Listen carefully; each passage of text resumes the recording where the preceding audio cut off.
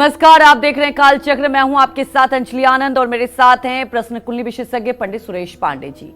बहुत बहुत स्वागत है पंडित जी आपका। जगानी है सोई किस्मत तो आज रात जागना होगा। देखिए शरद पूर्णिमा स्पेशल काल चक्र। तो जी हां, शरद पूर्णिमा है और साल में आने वाली 12 पूर्णिमाओं में से इसका महत्व तो सबसे ज्यादा है। आज किए गए उपाय बेहद अचूक और असरदार साबित होते, इसलिए आज कालचक्र में पंडित सुरेश पांडे जी आपको शरद पूर्णिमा की खास स्नान, दान और उपाय बताएंगे, जिसे करने से आज रात आपके घर भी आएगी मां लक्ष्मी, आप पर भी बरसेगा धन और आप हो जाएंगे मालामाल।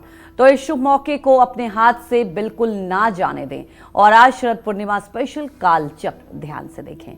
इसके अलावा अगर आपका भी कोई सवाल है तो आप हमें फोन कर सकते हैं। हमारा नंबर है 0120-665-2415। अपनी चर्चा की शुरुआत करें उससे पहले जान लेते हैं आज का शुभ मुहूर्त। पंडित जी बताएं।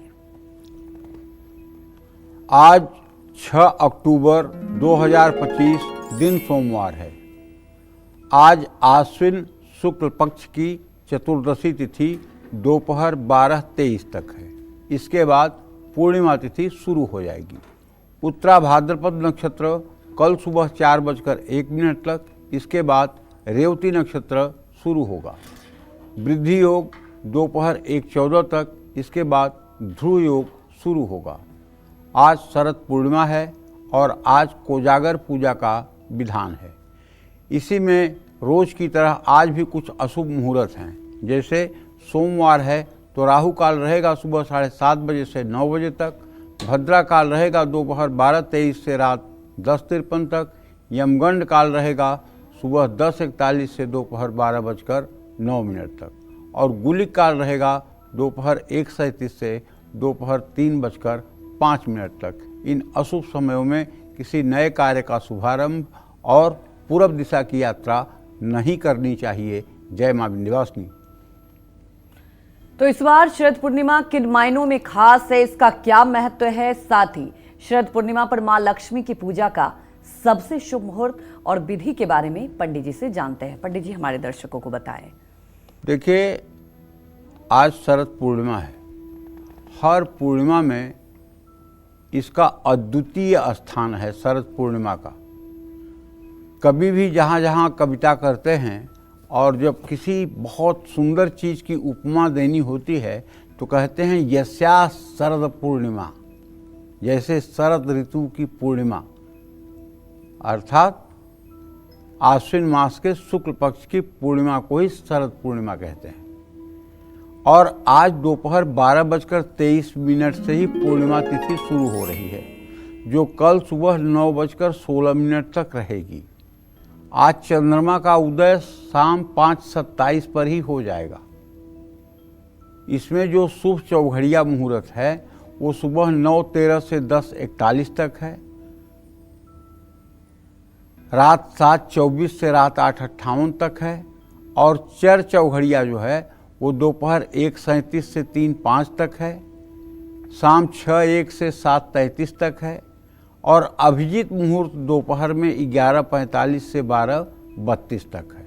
और अगर विजय मुहूर्त की बात करें तो दोपहर 2:06 से 2:53 तक है। गोधूली मुहूर्त शाम 6:01 से 6:26 तक है। इस समय में जिस भी कार्य की आप शुरुआत करेंगे उसमें माँ लक्ष्मी का साथ मिलेगा। आज शाम को चंद्रोदय होते ही माँ लक्ष्मी और कुबेर की पूजा करनी चाहिए। श्री सूक्तम, लक्ष्मी सूक्त, विष्णु सूक्त, कनकधारा स्तोत्र, विष्णु सहस्रनाम, राम रक्षा स्तोत्र, गोपाल सहस्रनामावली, जो भी संभव हो सके उसका पूजा पाठ आज जरूर करना चाहिए। लक्ष्मी पूजन के चांदी के सिक्के और रुपयों के साथ 7 कौड़ियाँ भी रखनी चाहिए। केसर और हल्दी लगाकर इनकी पूजा करनी चाहिए। पूजा होने पर इनको अपनी तिजोरी में स्थापित कर देना चाहिए। जय मां विंध्यवासिनी।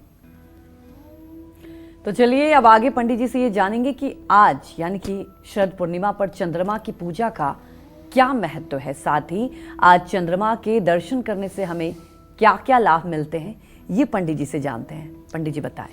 शरद पूर्णिमा पर मां लक्ष्मी और इंद्रदेव की पूजा का विधान है। लक्ष्मी आनंददायक और इंद्र शीतलतादायक देवता है। आश्विन पूर्णिमा को चंद्रमा अश्विनी नक्षत्र में होता है। आश्विन नक्षत्र के देवता अश्विनी कुमार हैं, जिन्हें वैद्य भी कहा जाता है देवताओं का। ये देवताओं के चिकित्सक हैं। अश्विनी कुमार की आराधना करने से असाध्य रोग भी ठीक होते हैं। ऐसे में इस पूर्णिमा में चंद्रमा के दर्शन करने से हर कष्ट दूर होते हैं। चंद्रमा की पूजा से मन को बल मिलता है, क्योंकि चंद्रमा मन का कारक ग्रह है।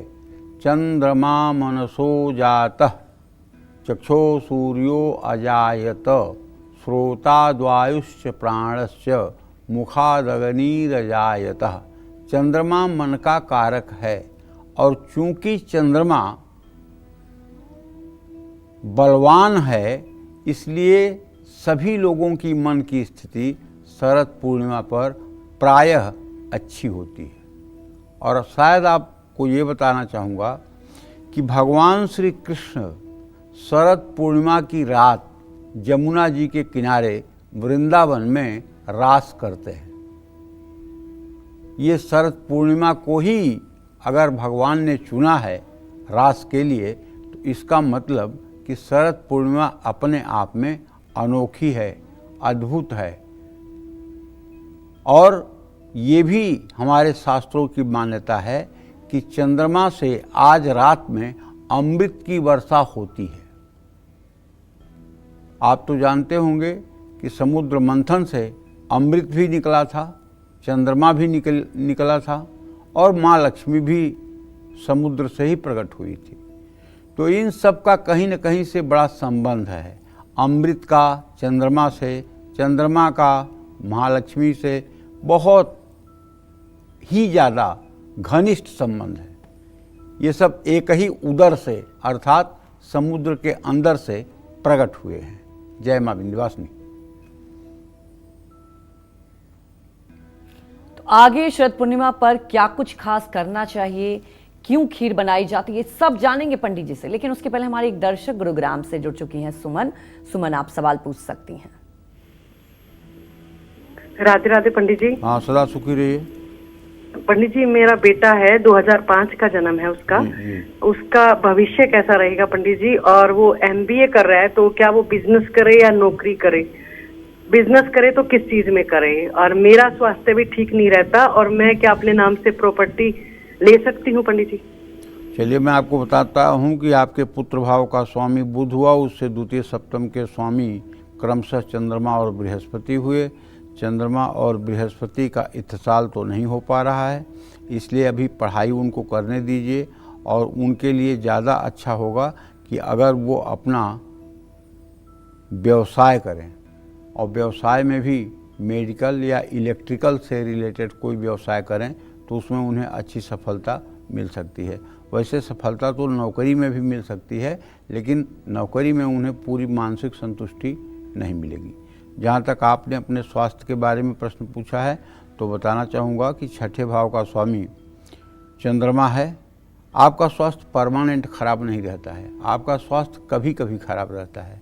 ऐसे में अगर आप शनिवार की शाम पीपल के नीचे सरसों के तेल का दिया जला के पीपल की परिक्रमा करें, तो निश्चित रूप से आपको लाभ मिलेगा और काफ़ी आप अपने आप को स्वस्थ महसूस करेंगी। दूसरी बात ये कहना चाहूँगा कि आपको सूर्यास्त के बाद चावल, मूली, आइसक्रीम, ये सब चीज़ें नहीं खानी चाहिए। ये आपके स्वास्थ्य को बिगाड़ सकती हैं, इस बात का भी ध्यान रखिएगा। जय मां विंध्यवासिनी। तो आगे खास चर्चा करेंगे, लेकिन उसके पहले एक और हमारी दर्शक जुड़ चुकी हैं, आशा रतलाम से। आप सवाल पूछ सकती हैं। हेलो। हाँ, बोलिए। मेरा नाम आशा है पंडित जी। जी। मेरा सवाल मेरी बहन की बेटी के लिए है। बहन आपकी छोटी है कि बड़ी? बड़ी है सर। अच्छा सर, पंडित जी पहले तो आपको राम राम। राम राम। पंडित जी, मेरी तो कोई संतान नहीं है, मैं तो विधवा हूँ। पर मेरी बहन की बेटी मेरे पास गई थी, उसके लिए मेरा सवाल है। वो गवर्नमेंट, उसका जन्म तारीख है 1999 का सर। उसकी तारीख तो मुझे याद नहीं है, पर उसका जन्म नवंबर में हुआ है, पूर्णिमा के बाद में, शाम को 5 बजे के बाद। ठीक है, क्या जानना चाहती है उसके बारे में? वो गवर्नमेंट टीचर की तैयारी कर रही है सर। एक सवाल तो ये है मेरा। तो अगर वो गवर्नमेंट टीचर की तैयारी कर रही है तो आप पूरी गारंटी मानिए कि उसका सिलेक्शन हो जाएगा। दुनिया की कोई ताकत नहीं रोक पाएगी उसका सिलेक्शन होने से, और 2026 तक सिलेक्शन हो जाएगा। बिल्कुल चिंता मुक्त रहिए। हाँ, उससे एक उपाय ज़रूर कहिए करने के लिए कि हर बृहस्पतिवार को सुबह नहा करके केले के पेड़ में जल और हल्दी डालें और थोड़ी सी चने की भीगी हुई दाल और गुड़ केले के पेड़ के नीचे रखें, और थोड़ी देर बाद उस पेड़ के नीचे रखे हुए चने की दाल और गुड़ को किसी गाय को खिला दें।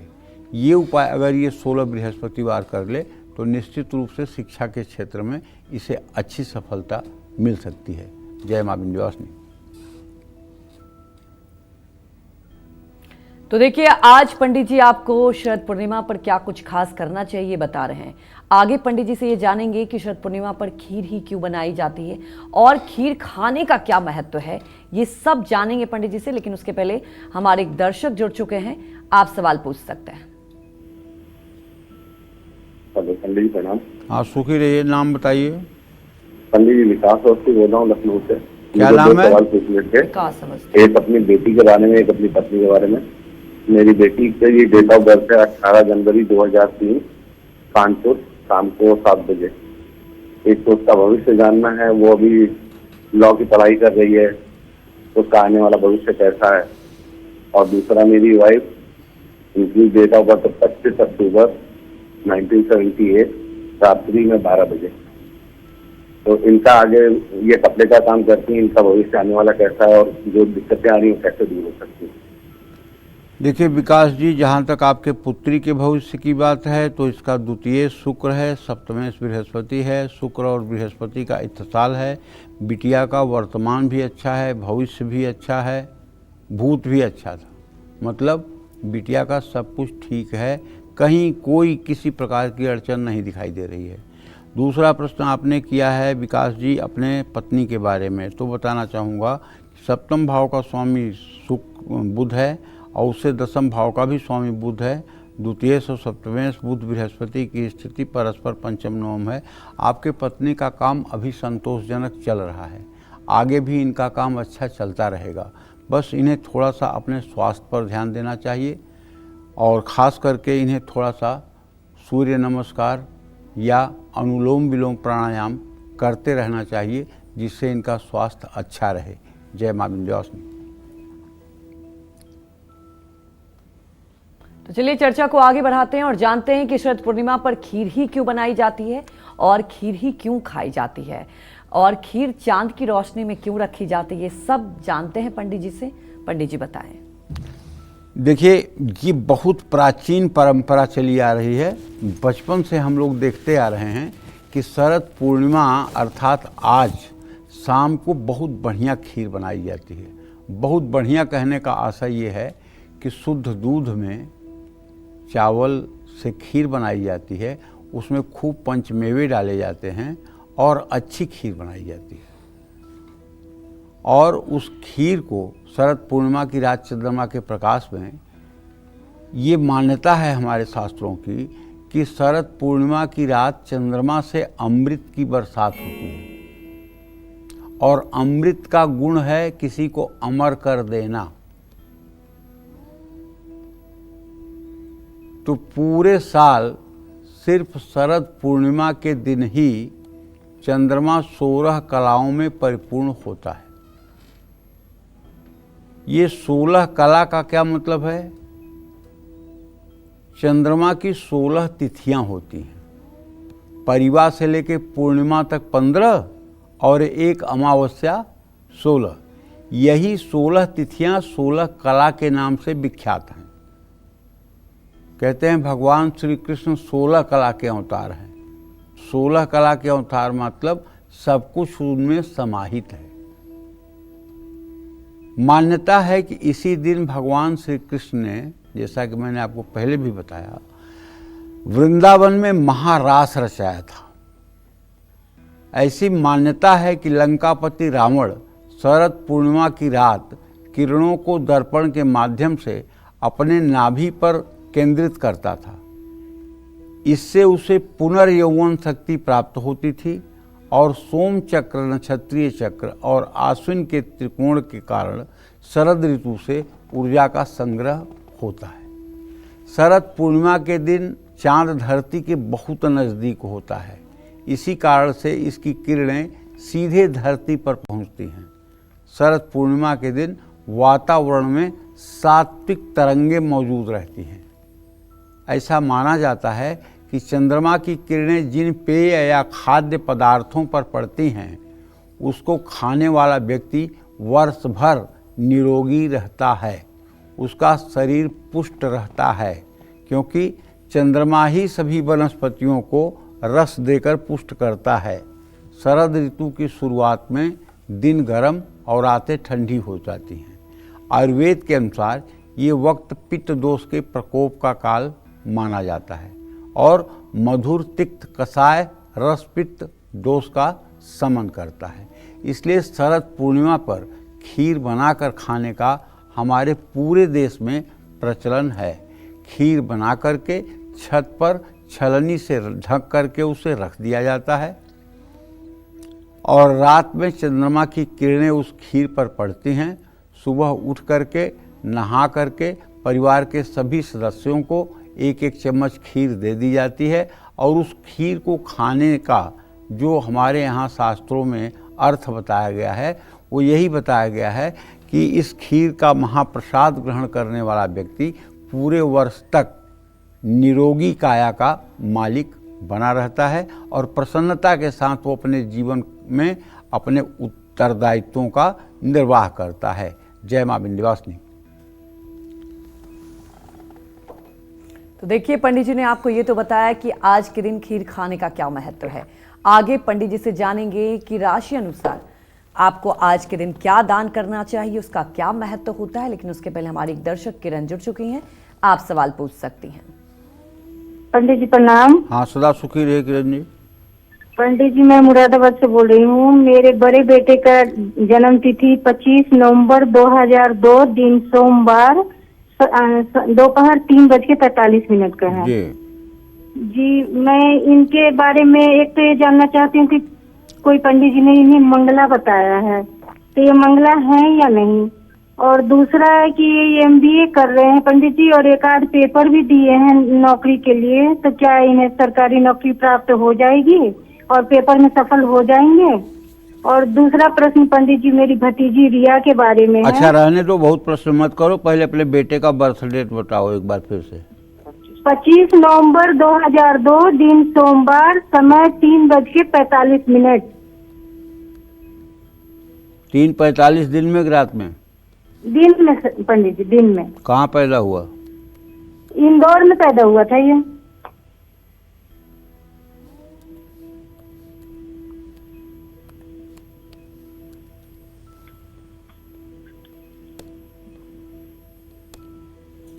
हाँ, तुम्हारा बेटा मांगलिक है और मंगल शुक्र दोनों इसके सप्तम भाव में बैठे हुए हैं, इसलिए मांगलिक दोष माना जाएगा। और दूसरी बात यह है कि इसका भविष्य बहुत अच्छा है। गजकेसरी योग में पैदा हुआ है, बहुत ही धार्मिक, दयालु, परोपकारी होगा और हर प्रकार से विद्या बुद्धि में निपुण होगा।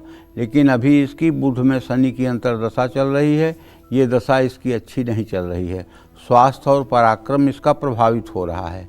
आपको चाहिए कि इसकी कर्क राशि है, इसके लिए किसी शिव मंदिर में एक रुद्राभिषेक का आयोजन करवाइए और शनिवार के दिन किसी गरीब को इसके हाथ से भोजन की सामग्री दान करवाइए।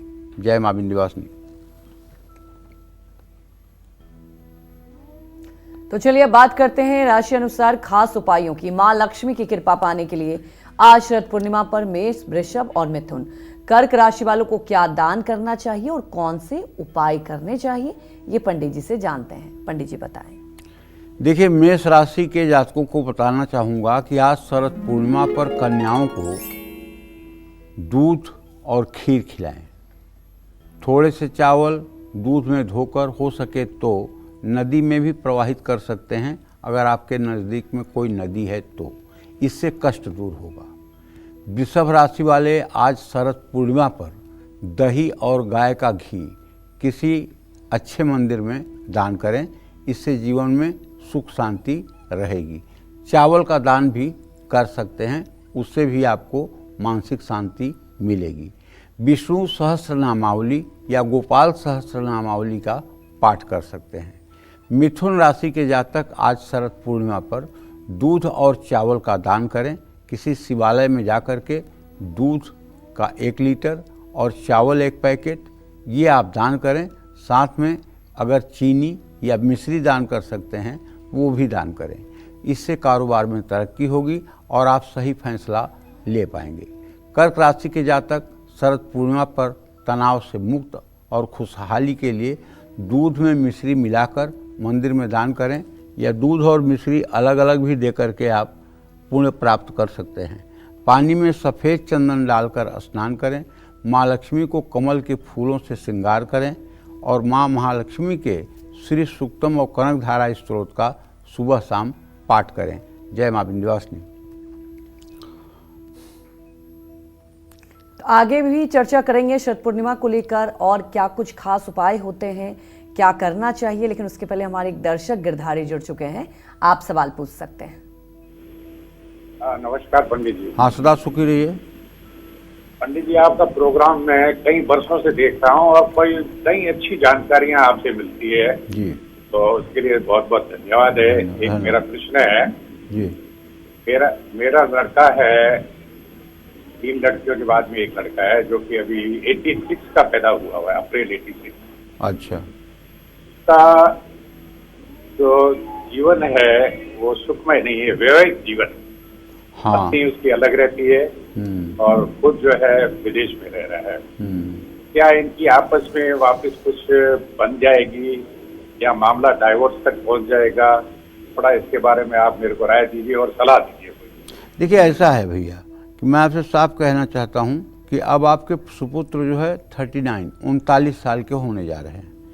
ऐसे में शनि और सूर्य, इनका विवाह भावेश सूर्य है और इनका लग्न शनि है। शनि और सूर्य का परस्पर सप्तम होना इस बात का संकेत है, प्रत्यक्ष वैरा दृष्टि का दृष्टिपात हो रहा है।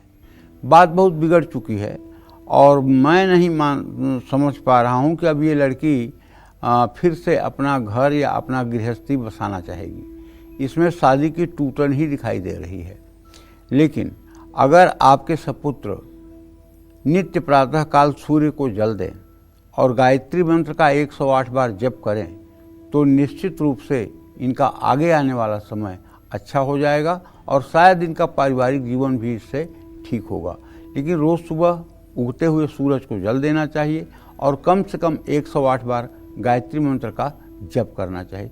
देखिए, गायत्री सभी सनातन धर्मावलंबियों को करने के लिए कहा गया है। नर हो या नारी, स्त्री हो या पुरुष, कुमार हो या कुमारी, सबके लिए गायत्री का विधान शास्त्रों में किया गया है। कुछ लोग कहते हैं कि इसे स्त्रियों को नहीं करना चाहिए, कुछ लोग इस तरह की भी भ्रांति फैलाते हैं। लेकिन मैं तो परम पूजनीय, परम आदरणीय, प्रातः स्मरणीय श्री राम शर्मा आचार्य को मानता हूँ, जिनको माता गायत्री सिद्ध थी। उनका कहना था कि गायत्री की उपासना के लिए जाति, लिंग, किसी चीज़ का कोई भेद नहीं है। जो भी व्यक्ति गायत्री की साधना करेगा वो माँ गायत्री की परम कृपा से अभिभूत हो जाएगा। तो इसलिए मैं भी मानता हूँ कि अलिंगे अस्मद युष्मदी, जैसे अस्मद और युष्मद का कोई लिंग नहीं होता है, उसी तरह से आत्मा का कोई लिंग नहीं होता है। मनुष्य का शरीर जो है वो एक पोशाक है, इसके अंदर रहने वाली आत्मा जो है उसका कोई लिंग नहीं है। आज जो स्त्री है कल वो पुरुष हो सकता है, आज जो पुरुष है कल वो स्त्री हो सकता है, आज जो पुरुष है कल वो कुत्ता हो सकता है। तो मतलब किसी भी योनि में 84 लाख योनियों में प्रवेश हो सकता है। इसलिए इस बात का महत्व ही गौण हो जाता है कि किसका क्या लिंग है, कौन स्त्री है, कौन पुरुष है। स्त्री और पुरुष दोनों को गायत्री की साधना करनी चाहिए और मैं ऐसी ऐसी महिलाओं को जानता हूँ जो गायत्री की साधना करके और जीवन की इतनी ऊंचाइयों पर हैं जिनका वर्णन नहीं किया जा सकता। तो सभी को चाहिए कि 108 बार गायत्री मंत्र का जप करें। इससे एक फ़ायदा तो होता है, गायत्री मंत्र जपने वाले को एंजाइटी, डिप्रेशन और कभी मानसिक बीमारी नहीं होती है। ये एकदम पक्की बात है। गायत्री की 7 व्याहृतियाँ जो हैं, ओम भू ओम भुव ओम स्वः ओम महा ओम जन ओम तपः ओम सत्यम, ये 7 व्याहृतियाँ 7 चक्रों को एक्टिवेट करती हैं। और यदि आपके 7 चक्र एक्टिवेट हो गए तो क्या आप धराधाम पर सामान्य रह गए? अरे यही गायत्री थी जिसके बल से लोगों की धोतियां आकाश में सूखती थी। लोग कहते हैं कहावत ना, अरे इनकी धोती तो आकाश में सूखती है, मतलब ऐसे धोती फेंक देते थे, आकाश में सूख करके फिर धोती आ जाती थी। क्या ये तप है? गायत्री परमो तप, गायत्री परम तप है। लेकिन हाँ, एक बात भी इसी माध्यम से बता दूं कि गायत्री इतना जल्दी किसी को सिद्ध नहीं होती है। गायत्री का 24 लाख का एक पुरस्चरण होता है और 24 लाख का 24 पुरस्चरण जब पूरा होता है तो गायत्री माता प्रकट होती हैं। तो क्या देती है जानते हैं? धन दौलत नहीं देती हैं, कहती हैं इंद्र बनोगे कि ब्रह्मा बनोगे। इंद्र बनना है तो चलो इंद्र बन जाओ, ब्रह्मा बनना है तो ब्रह्मा बन जाओ। वो छोटी मोटी चीज़ देने के लिए नहीं है। लेकिन गायत्री का एक चमत्कार आपको बता देता हूँ। कोई भी व्यक्ति यदि बेहोश होकर गिर जाए, दांत उसके भींच जाएं, चेतना उसकी गायब हो जाए, तो आप, कोई अंधविश्वास नहीं फैला रहा हूँ, आप करके देख लीजिएगा। आप गायत्री मंत्र पढ़ करके और पानी पर फूंक मार करके उसी पानी का छींटा मुंह पे मार दीजिए। देखिए, चाहे जितना भी विकट स्थिति में कोई पेशेंट बीमार हुआ होगा, तुरंत ठीक हो जाएगा। या अगर बेहोशी की मुद्रा में है, उसके माथे पर दाहिना हाथ रख करके और 3 बार जोर जोर से गायत्री मंत्र बोल दीजिए तो वो अपने आप होश में आ जाएगा। क्योंकि गायत्री मंत्र एक ऐसा मंत्र है, सिद्ध भले नहीं होता है जल्दी, लेकिन काम तुरंत करता है। कैसा भी बुरा स्वप्न हो और आपको पसीना पसीना हो गया हो स्वप्न से, डर के मारे आपकी घिघी पत गई हो, इतना बुरा आपने स्वप्न देख लिया है, तो यद्यपि रात में गायत्री नहीं करना चाहिए, सूर्यास्त के बाद गायत्री करने का विधान नहीं है, लेकिन कैसे माला पर करने का विधान नहीं है, अनुष्ठान करने का विधान नहीं है। लेकिन यदि आप विपत्ति में फंसे हैं तो बोलिए गायत्री, और गायत्री आप बोलेंगे तत्काल आपको रिजल्ट मिलेगा। जय मां विंध्यवासिनी। महासंयोग में आई शरद पूर्णिमा पर कौन से महा उपाय आपकी तिजोरी को भर सकते हैं, आपको मां लक्ष्मी की कृपा दिला सकते हैं, यही आज कालचक्र में पंडित जी आपको बता रहे हैं। खास उपायों के बारे में भी बात करेंगे, लेकिन उससे पहले पंडित जी से जानते हैं शरद पूर्णिमा का वैज्ञानिक महत्व क्या होता है, बताएं पंडित जी। देखिए, सनातन धर्म एक ऐसा धर्म है जिसमें आप कोई एक ऐसी बात बताइए गिन करके जो बिना किसी लॉजिक के हो,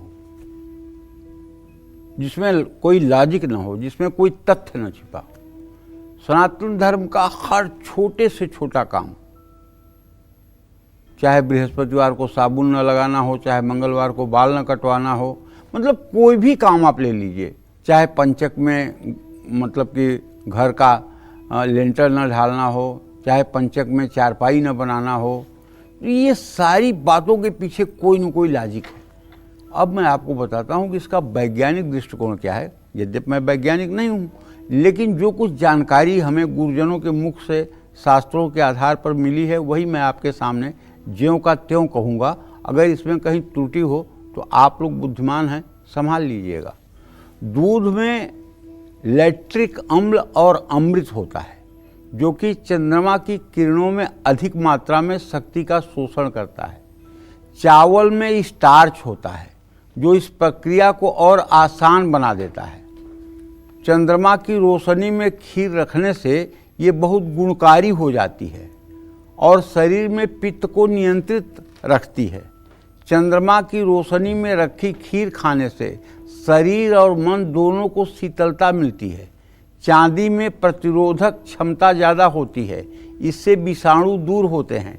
इसलिए चांदी के बर्तन में खीर रखनी चाहिए, चांदी के कटोरे में खीर रखनी चाहिए। और खीर को रखने वाला जो बर्तन हो वो मतलब कि छत पर रखा जाना चाहिए ताकि उस पर चंद्रमा की रोशनी पड़ सके, लेकिन उसे एक छलनी से ढक देना चाहिए ताकि उसमें कीड़े मकोड़े न गिर सके। वातावरण और खीर ये दमा के रोगियों के लिए बहुत फायदेमंद है। शरद पूर्णिमा का चांद सेहत के लिए बहुत फायदेमंद है। इसकी चांदनी में बैठने से पित्त, प्यास और दाह तीनों चीज़ें दूर हो जाती हैं।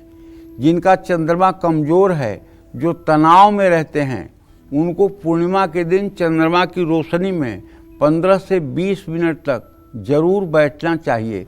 खास करके वृश्चिक राशि के उन जातकों से निवेदन है जिनका डाइजेशन ठीक नहीं रहता है, जो खाते हैं वो पेट में ज्यों का त्यों पड़ा रहता है, शरीर में आलस्य आती है, नींद आने लगती है, कुछ काम करने की इच्छा नहीं होती है, चेहरे पर उदासीनता और मलिनता छाई रहती है।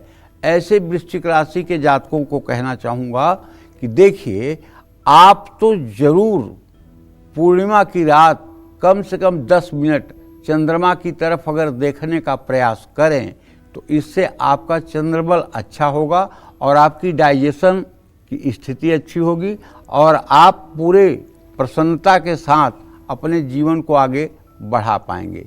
देखिए, त्राटक कहते हैं किसी एक बिंदु पर आँखों की गति को रोक देना, ये त्राटक कहलाता है।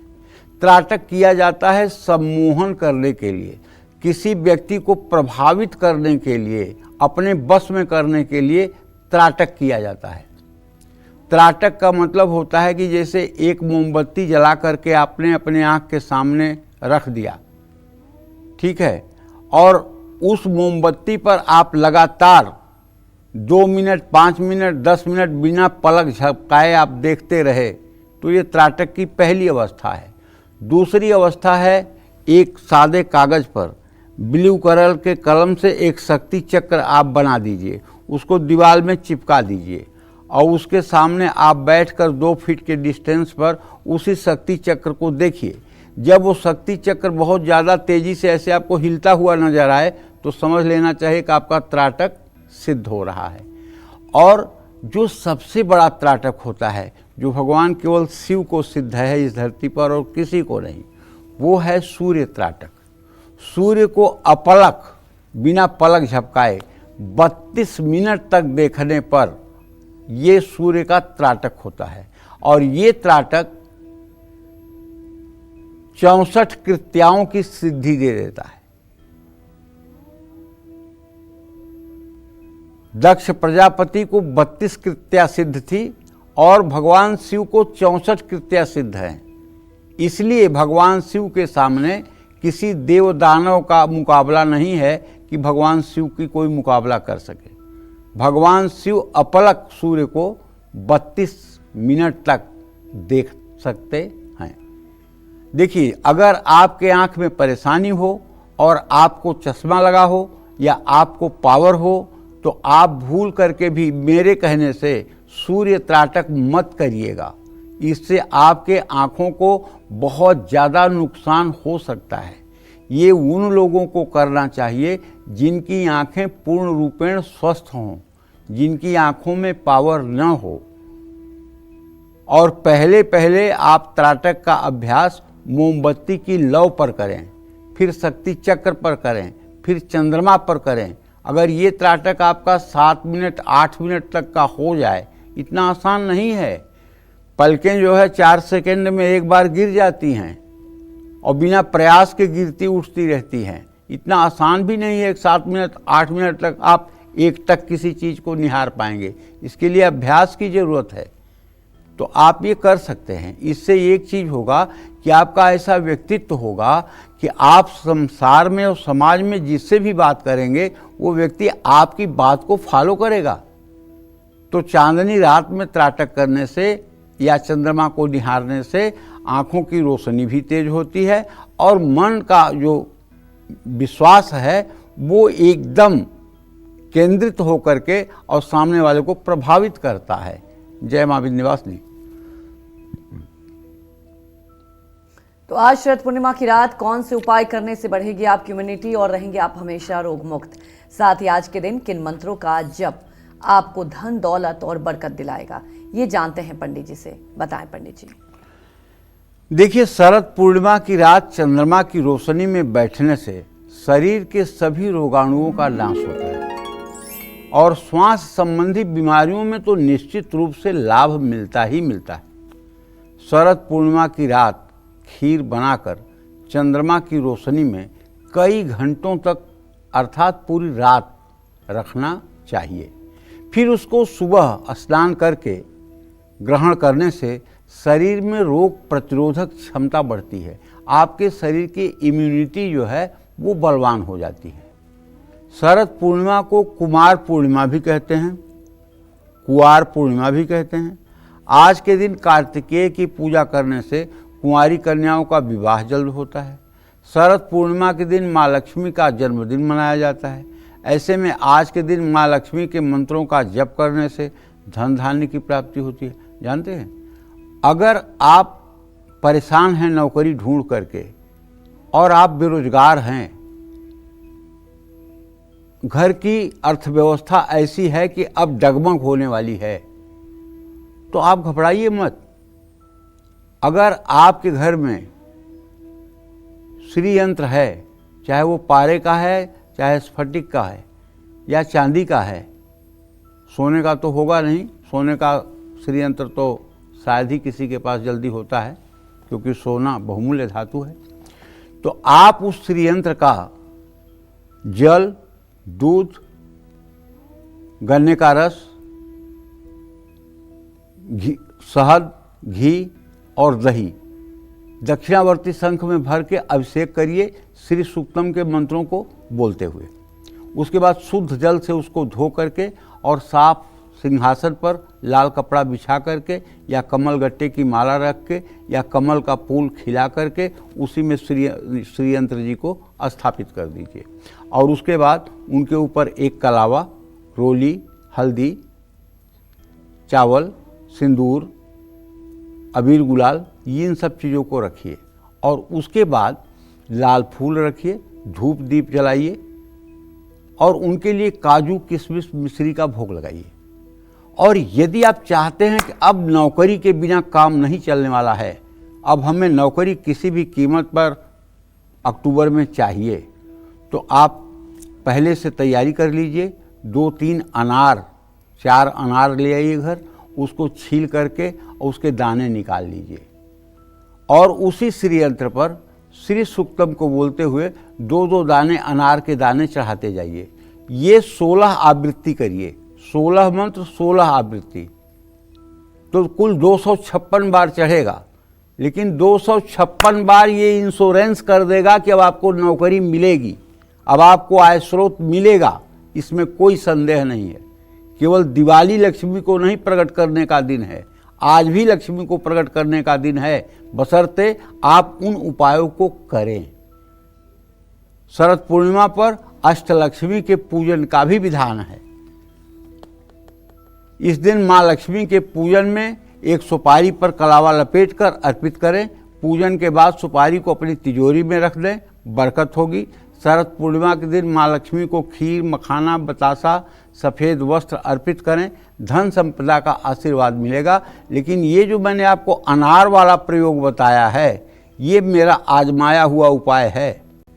अगर आप 256 बार श्री सूक्तम के 16 मंत्रों को 16 आवृत्ति पढ़ते हुए अनार के दाने डालेंगे और बाद में उस अनार के दाने को उतार करके घर के लोगों को 2-2 दाना प्रसाद के रूप में देंगे, तो घर में लोगों के अंदर सद्विचार भी आएंगे। और एक बात की गारंटी आप मान लीजिए कि आप बेरोजगार रह ही नहीं सकते हैं। अगर आज आपने ये उपाय कर लिया तो आप बेरोजगार रह ही नहीं सकते हैं।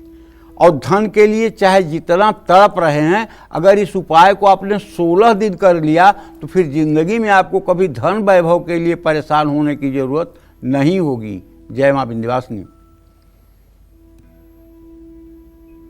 तो धन लाभ पाने के लिए आज शरद पूर्णिमा पर सिंह, कन्या, तुला और वृश्चिक राशि वालों को क्या दान करना चाहिए और कौन से उपाय करने चाहिए, जानते हैं, बताएं पंडित जी। देखिए, सिंह राशि के जातकों को शरद पूर्णिमा पर आज धन लाभ के लिए गुड़ के साथ साथ दूध का भी दान करना चाहिए। आज शिव पार्वती की पूजा माँ लक्ष्मी के साथ जरूर करना चाहिए। कन्या राशि वाले आज शरद पूर्णिमा पर 3 से 10 वर्ष की कन्याओं को भोजन में खीर जरूर खिलाएं। अगर सामर्थ्य हो तो चांदी की कटोरी और चांदी के चम्मच से खीर खिलाइएगा। मछलियों के लिए मीठे चावल डालिए। शाम के समय माँ महालक्ष्मी की मन लगा करके उपासना करिए। तुला राशि वाले शरद पूर्णिमा पर धन और ऐश्वर्य की प्राप्ति के लिए मंदिर में दूध, चावल, शुद्ध घी का दान करें। आज रात में दूध न पिएं, नशा न करें। शंख का दान करने से भी लाभ मिलेगा। वृश्चिक राशि वाले आज शरद पूर्णिमा पर सुख, शांति और संपन्नता के लिए कन्याओं को लाल रंग की वस्तुएं, दूध, चांदी ये सब दान करें और अन्नपूर्णा स्त्रोत का पाठ कर लें। माँ लक्ष्मी के विग्रह पर या महालक्ष्मी के श्रीयंत्र पर आप रुई में इत्र लगा करके और अर्पित करें। ओम त्र्यंबकम यजामहे सुगंधिम पुष्टिवर्धनम उर्वारुकमिव बंधनान् मृत्युर्मुक्षी मामृतात्। अगर ऐसा कहते हुए 3 भी रुई का फाया इत्र में डुबोकर आपने श्रीयंत्र पर चढ़ा दिया तो गारंटी है कि 1 साल तक कोई दुर्घटना नहीं होने वाली है, 1 साल तक कोई आपका एक्सीडेंट नहीं होने वाला है और कोई गंभीर बीमारी होने वाली नहीं है। केवल विश्वास के साथ करने की ज़रूरत है। पूरे विश्वास के साथ करिए। ना ये अंधविश्वास है, ना ये पाखंड है, ये सनातन धर्म की शाश्वत मान्यता है। मंत्रे तीर्थे दैवज्ञे भय सज्जे देवालय जादृशी विश्वासम तादृशी फलम लभेत। मंत्र में, तीर्थ में, ज्योतिषी में, वैद्य में और दवा में और तीर्थ में जैसा विश्वास होता है वैसा ही फल मिलता है। इस बात को अच्छी तरह से जान लीजिए। और जिन लोगों की कुंडली बहुत खराब है, जिनके बारे में लोग कहते हैं कि आपका भाग्य बुरा है, ये खराब है, वो खराब है, उनसे सबसे मैं हाथ जोड़ के कहता हूँ कि अब आप ये मान लो कि मेरी कुंडली जैसी अच्छी कुंडली किसी की है ही नहीं है। सबसे ज़्यादा भाग्यशाली मैं हूँ, सबसे ज़्यादा सुखी मैं हूँ। और ये मानना आप शुरू कर दीजिए। जिस दिन आपके हृदय की गहराई में ये मान बैठ जाएगा उस दिन आपके कुंडली के सारे दुर्योग निरस्त हो जाएंगे। और जब आपने मानना शुरू कर दिया कि अरे हमें तो काल सर्प योग है, पितर दोष भी है, दरिद्र योग भी है, तो बस झुलसिए, उसी में झुलसिए। इसलिए अल्पज्ञ जितने ज्योतिषी हैं उनकी मानसिक स्थिति ठीक नहीं रहती है। वो हर समय कोई बात होगी तो शुक्र मेरे इस समय गोचर में 12वें भाव में है, तो सूर्य इस समय 8वें भाव में चला गया। वो हर समय यही करते रहते हैं और इसके नकारात्मक एनर्जी से इतना ओतप्रोत हो जाते हैं कि जिंदगी पूरी उलझ करके बर्बाद हो जाती है। इसलिए अल्प ज्ञान भयंकर है। किसी चीज़ का अल्प ज्ञान, अगर हर प्रकार के, हर दृष्टिकोण से आपको जानकारी नहीं है तो वो आपके लिए हानिकारक है। पक्की बात मान लीजिए, हानिकारक है। इसलिए बहुत ज़्यादा आदमी को दिमागदार भी नहीं बनना चाहिए।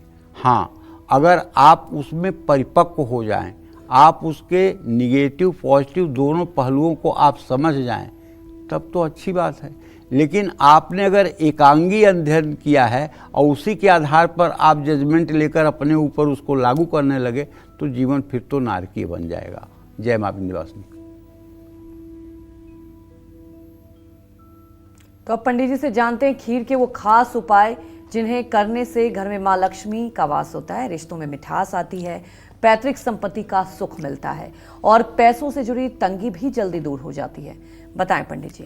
देखो, लक्ष्मी की कृपा पाने के लिए माँ लक्ष्मी का दक्षिणावर्ती शंख में जल भर करके श्री शुक्लम को बोलते हुए अभिषेक करना चाहिए। गन्ने के रस से अभिषेक करना चाहिए, दूध से अभिषेक करना चाहिए। और दीपावली की रात माँ महालक्ष्मी की पूजा करके साबूदाने की खीर का भोग लगाना चाहिए। इससे भी दरिद्रता दूर होती है। अपने जीवन से दरिद्रता को दूर करने के लिए ज़रूरतमंद लोगों को खीर खिलानी चाहिए। हम तो कहेंगे 5 किलो दूध में बढ़िया खीर बना लीजिए, खूब बढ़िया पंचमेवा डाल के, और उसे किसी मंदिर में ले जाके पुजारी जी को दे दीजिए कि भगवान को ये भोग लगा दीजिए। और भगवान को भोग लग जाए, थोड़ी सी प्लेट और चम्मच रख दीजिए, जितने श्रद्धालु आएँ सबको खीर का प्रसाद बंट जाए। फिर देखिए आपकी ज़िंदगी की जय जय। कोई दो राय नहीं है कि आपकी ज़िंदगी का जय जय होने से कोई रोक दे। तो खीर के साथ मालपुआ का भी भोग आप भोलेनाथ को लगाइए, परिवार सुखी रहेगा, संपन्न रहेगा। आपके घर में अगर पानी का संकट है, माँ से आपके रिश्ते खराब हैं आपकी गाड़ी बार बार खराब हो रही है, पैतृक संपत्ति का सुख नहीं है, तो ये संकेत है कि कुंडली में आपका चतुर्थ भाव दूषित होगा। इस दोष से मुक्ति पाने के लिए सोमवार को चावल की खीर बनाकर पूरा परिवार खाएं। धन संबंधित कोई परेशानी हो तो 21 शुक्रवार छोटी कन्याओं को खीर और मिश्री खिलाएं, इससे लाभ होता है। जय मां विंध्यवासिनी। शरद पूर्णिमा सभी पूर्णिमाओं में से श्रेष्ठ मानी गई और इस दिन किए गए उपायों से हमें जीवन भर लाभ मिलता है और कभी भी पैसों की कमी नहीं रहती। इसलिए आज पंडित सुरेश पांडे जी आपको शरद पूर्णिमा पर बहुत ही खास जानकारी दे रहे हैं। तो चलिए अब चर्चा को आगे बढ़ाते हैं और पंडित जी से ही जानते हैं कि आज शरद पूर्णिमा पर मां लक्ष्मी को खीर के अलावा और किन चीजों का भोग लगाने से बरकत होती है और सौभाग्य बढ़ता है। बताएं पंडित जी। देखिए, ऐसा है, मैं आपको बताता हूं कि शरद पूर्णिमा पर माँ लक्ष्मी को खीर का भोग लगाने के अलावा और आप किन चीज़ों का भोग लगाएंगे। तो जैसे शरद पूर्णिमा पर माँ लक्ष्मी की उपासना के बाद मखाने का भी आप भोग लगा सकते हैं। मखाना समझ रहे हैं ना? हाँ, जो खीर में डाला जाता है। मखाने का संबंध भी चंद्रमा से है, क्योंकि कमल का दाना है वो मखाना, कमल गट्टे से तैयार होता है। और चंद्रमा देवी लक्ष्मी जो है, चंद्रमा जो है देवी लक्ष्मी का भाई है, क्योंकि समुद्र से ही चंद्रमा की उत्पत्ति हुई है और समुद्र से ही महालक्ष्मी की उत्पत्ति हुई है। इसलिए एक ही उदर से पैदा हुए हैं दोनों, तो रिश्ता भाई बहन का होता है। किसी की कुंडली देख लीजिए, अगर चंद्रमा की स्थिति अच्छी नहीं है तो ऐसा व्यक्ति पूरे जीवन प्रयास करते मर जाता है, लेकिन कभी लक्ष्मी की कृपा नहीं हो पाती है। और यदि चंद्रमा की स्थिति श्रेष्ठ है किसी की कुंडली में और दूसरे दुर्योग भी हैं, तो निश्चित रूप से ऐसा व्यक्ति सुखी रहता है। मखाने का भोग लगाना चाहिए, श्री सूक्तम का यथासंभव पाठ करना चाहिए। शरद पूर्णिमा पर माँ लक्ष्मी को बतासे का भी भोग लगा सकते हैं। बतासे का संबंध भी चंद्रमा से है, इसलिए दीपावली पर बतासे और चीनी के खिलौने माँ लक्ष्मी को अर्पित किए जाते हैं। शरद पूर्णिमा के दिन माँ लक्ष्मी को दही का भोग लगाना भी फायदेमंद होता है। ये सब चीज़ें ऐसी हैं जो भी आप श्रद्धा से माँ महालक्ष्मी को निवेदित करेंगे, उससे आपको लाभ मिलेगा। जय माँ विंध्यवासिनी। तो मां लक्ष्मी की कृपा पाने के लिए आज शरद पूर्णिमा पर धनु, मकर, कुंभ और मीन राशि वालों को क्या दान करना चाहिए, ये जानते हैं पंडित जी से। बताएं पंडित जी। देखिए, धनु राशि के जातक शरद पूर्णिमा पर चने की दाल पीले कपड़े में बांधकर किसी मंदिर में दान करें। गणेश अथर्वशीर्ष और श्री सूक्त का पाठ विद्यार्थियों को करना चाहिए। जो प्रतियोगी परीक्षा दे रहे हैं उन्हें आज सायंकाल श्री सूक्त और गणेश अथर्वशीर्ष का पाठ करना चाहिए।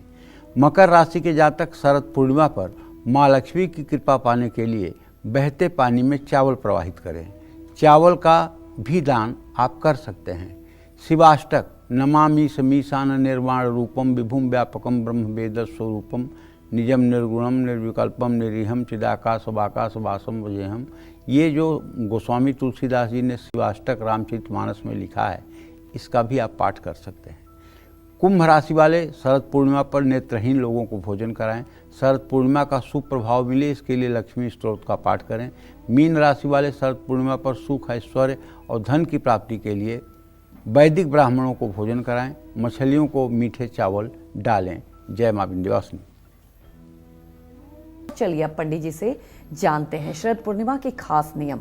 अगर शरद पूर्णिमा का पूरा लाभ उठाना है तो आपको भी इन नियमों को जानना, समझना और इनका पालन करना बेहद ही जरूरी हो जाता है। क्या है शरद पूर्णिमा से जुड़ी वो सावधानियां, पंडित जी से जान लेते हैं। बताएं पंडित जी।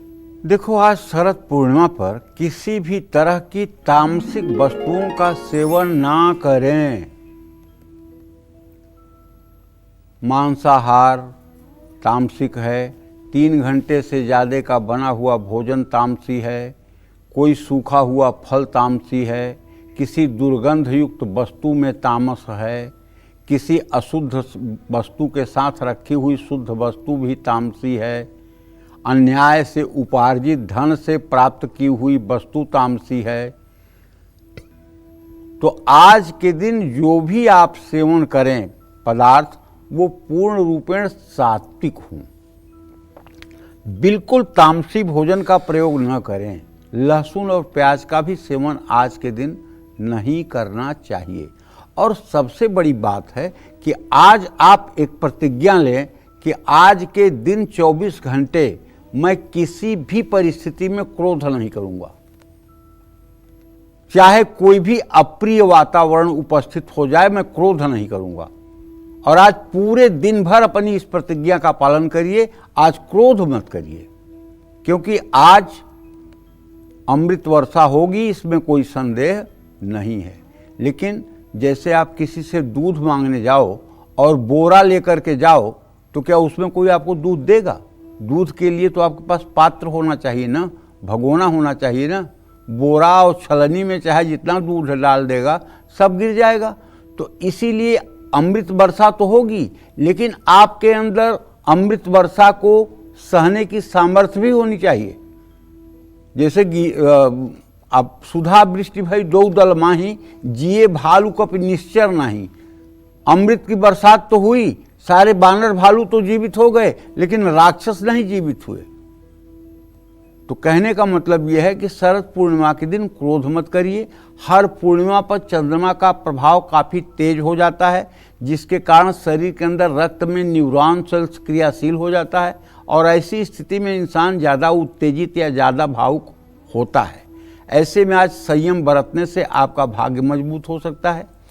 चंद्रमा का धरती के जल से गहरा संबंध है। जब पूर्णिमा आती है तो समुद्र में ज्वार आता है, क्योंकि चंद्रमा समुद्र के जल को ऊपर की ओर खींचता है।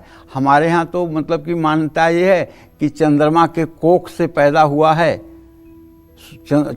समुद्र के कोख से पैदा हुआ है चंद्रमा, इसलिए जब सुंदर चंद्रमा को देखता है तो समुद्र उसको गले लगाने के लिए उफनने लगता है। यह हमारी धार्मिक मान्यता है एक कथा के अनुसार। लेकिन सच बात यह है कि चंद्रमा के आकर्षण से समुद्र का जल ऊंचाई पर बहुत ऊपर तक उठता है, इसको ज्वार कहते हैं। और बाद में जब यही जल नीचे चला जाता है तो उसको भाटा कहते हैं। मानव के शरीर में लगभग 85% जल रहता है। ऐसे में मन पर नियंत्रण रखने के लिए पूर्णिमा के दिन भरपूर मात्रा में पानी पीनी चाहिए। पूर्णिमा के दिन काले रंग के कपड़े, ब्लू रंग के कपड़े पहनने से परहेज करना चाहिए। जय मां विंध्यवासिनी। पंडित जी, हमारे दर्शकों को आपने इतनी महत्वपूर्ण जानकारी दी, आपका बहुत बहुत धन्यवाद। धन्यवाद। उम्मीद यही करते हैं कि आपको भी आज का हमारा विषय बहुत पसंद आया होगा। कल फिर एक नए विषय और आपकी परेशानियों को दूर करने के लिए ढेर उपाय लेकर आएंगे हम पंडित सुरेश पांडे जी के साथ। तब तक कालचक्र की पूरी टीम को अनुमति दीजिए और देश दुनिया की खबरों को देखते रहने के लिए देखते रहिए News 24। नमस्कार।